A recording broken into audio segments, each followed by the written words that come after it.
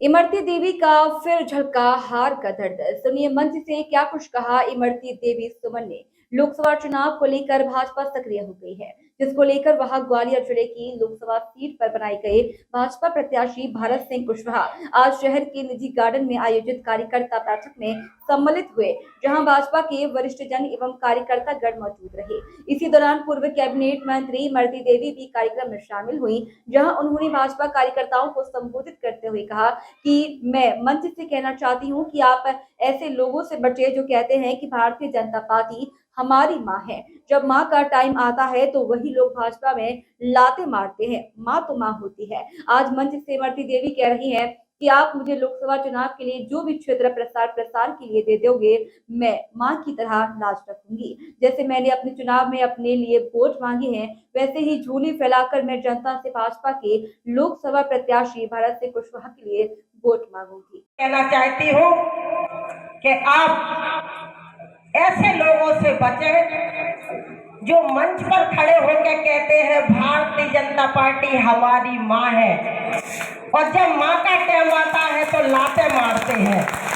माँ तो माँ होती है। आज मंच से इमरती देवी कह रही है कि भारतीय जनता पार्टी हमारी माँ है।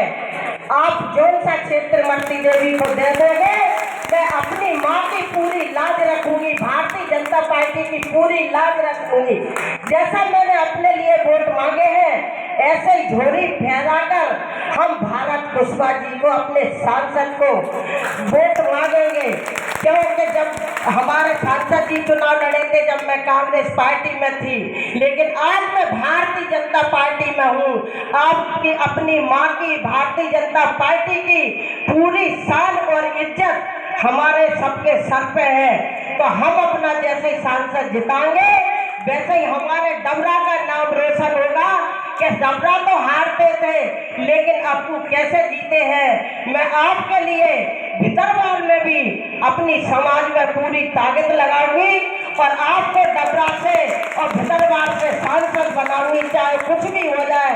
यही मैं आप सबसे कहना चाहती हूँ और सबसे हाथ जोड़ के कहना चाहती हूँ कि जिस पार्टी में हो उस पार्टी का जी जान से काम करो। एक प्रत्याशी है वो कहाँ कहाँ घूमेगा, एक प्रत्याशी वो किस किस के घर पे जाएगा।